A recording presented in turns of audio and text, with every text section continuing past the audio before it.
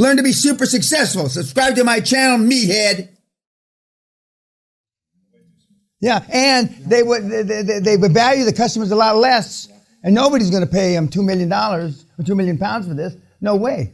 That's not going to happen. There are a couple of companies that are doing this. They're a lot larger, but they're failing because they're just going in there and cutting costs, and they don't really care about adding value. What we're looking to do is we see the market, and what's happening is that some accountants, all they want, especially at a certain age, they were schooled a long time ago. They want to do the accounts at the end of the year. You know, and then when you start asking questions, and do you know somebody who can help me with marketing? They're like, what do you want from me? There's a whole tsunami of technology now coming along as well. You know, like Xero, it's all on cloud. Actually, we could do the books ourselves. People don't though because they're scared. Why? What if they get it wrong? And the older accountants are just saying, and this is an actual quote, kill me now. Just shoot me now, because I did not sign up for this. So they're going to be motivated. It has to be, basically it has to be it's the same old story, right? It has to be a motivated seller. We keep telling ourselves this, right? Because we're also like, if I had this business, it has to be a motivated seller, otherwise it doesn't work. So we have to... Well, the good news, the books will be good. Well, supposedly. You'd hope so. But actually that's not the case necessarily, because accountants are very good at hiding stuff. That's why I need to have accountants on board because they might know where they might be hiding stuff. Accountants are very good. And by the way, KPMG has been really good to us in the sense that they are getting us in front of finance houses, left, right and center. Really, really good. KPMG. Marcus, have you thought about, if they're not quite motivated yet, just giving them 20% of the company and sell them on the second bite of the apple and the big exit? Good idea. Yeah, we could do. Yeah. Just a thought. Thank you. Marcus is cheap. I'm trying not to be. Well, now, but try. I know I can smell two things in life. I've only smelled one dirty diaper, as I've already told you, but two other things. I can smell fear and cheapness. Fear and cheapness, and he's British. He's quintessential British. Now, to you, that you don't know what that really means, but to us, we know what it means. And the wealthy Brits don't talk about their money. Okay, it's the last thing on the conversation. They may be in the headlines of the Financial Times. They just made the Forbes billionaire list, but they don't talk about it.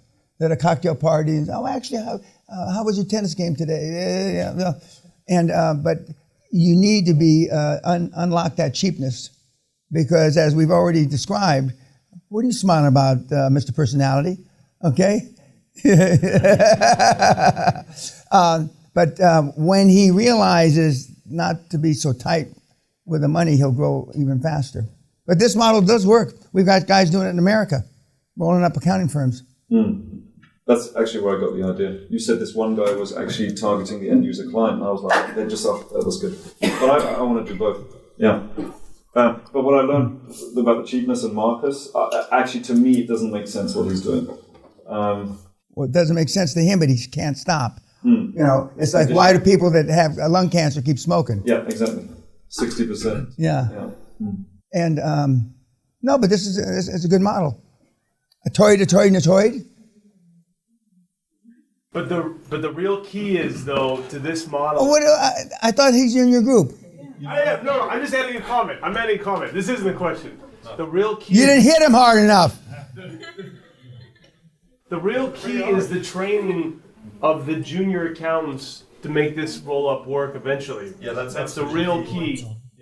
And we can, again, like that's what I said earlier, is that if in one of the companies where they're stifled and they want to grow and they want to have more responsibility, but they can't, well, in one of our other, they can. Correct. And that's what's so cool. And the other thing is, talking of not being cheap, is we are considering having a pot of shares for the junior accountants. Is that why you were asking about employee stock options? Yes. Oh my God, this is over the top for a Brit. I mean, fuck. This is earth-shattering. By 10%. This is BBC's Flash. I wouldn't have come up with the idea myself. Let's just put it that way. But you know, we're here to learn. We're here to learn. So yeah, that's the deal. That's the deal. Yeah. I'm excited about it. Yeah. It looks good.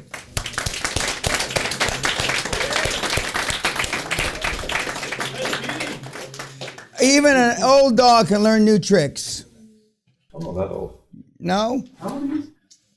That old. That what you doing? Are you in your 50s yet? 51. Hey, we're in the same decade. Okay, next.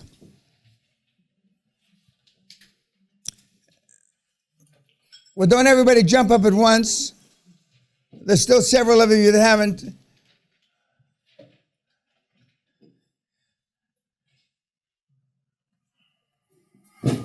All right, so I'm in home health. This is company's financials that I got.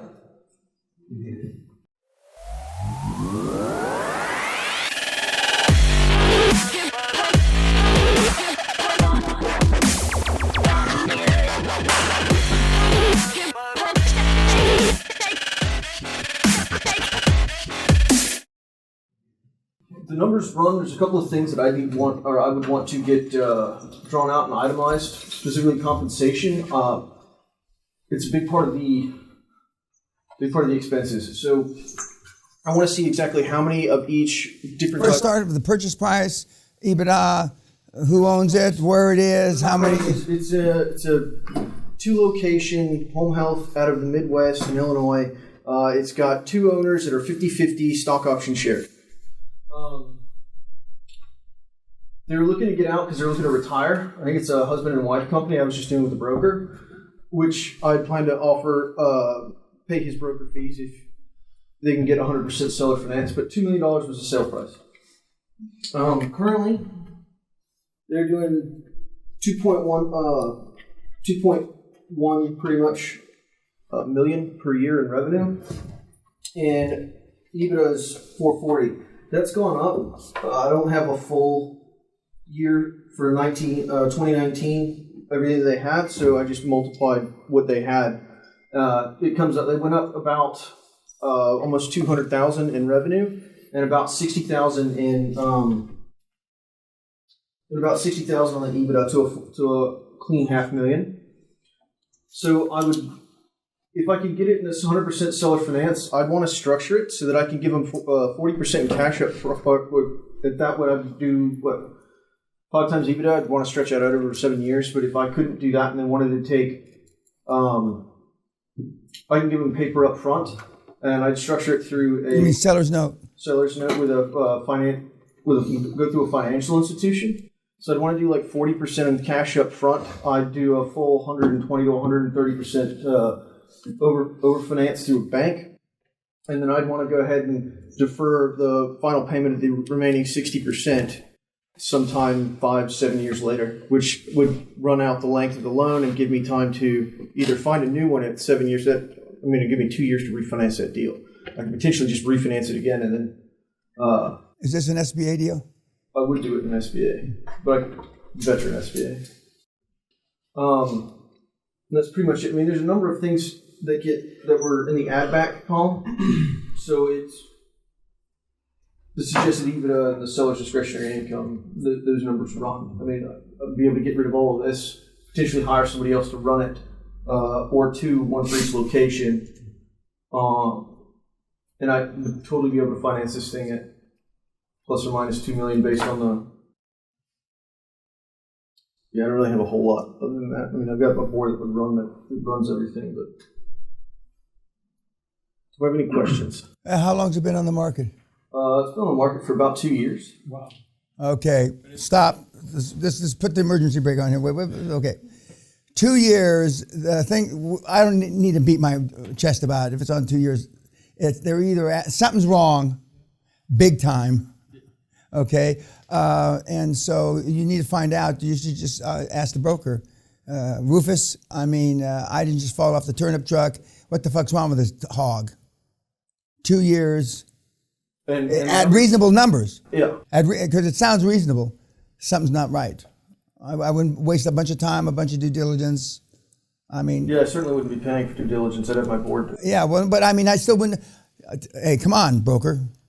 And I would, in addition to having it itemized, I'd want the taxes for the last 3 years, just to double check to make sure all the numbers were. Well, it's not just double check. You need the taxes anyway, because that's not your fail safe. But not many people will lie except for in Asia. Not many people will lie on their tax returns. So if they're plus or minus 10% of what the numbers they portray, then, you know, you can feel good enough to at least start the due diligence process. But unless you're a property developer or something like that, just to bring YouTube up to speed, we have several levels of entrepreneur here, from used car salesmen to property developers, and so that's why I'm poking fun at some of these guys. But there's a reason it's been on the market 2 years. And has he told you it's been on the market 2 years, or did you discover it on your own? He told me. Oh fuck! Then there's something really big. There's something really big wrong with this. Raymond, what could it be? I would go and check to see if he's a pedophile or something. Just go check, see if he's on the sex offenders list. Something's wrong. There's a reason why that guy's not able to sell. Hey, there's something really dark in the background. Just Google the person's name if you can find out. Just Google the owner's Maybe for name. home health, maybe he has like sanctions, Yeah. problems with the licensing. Yeah, something's So wrong. that's why he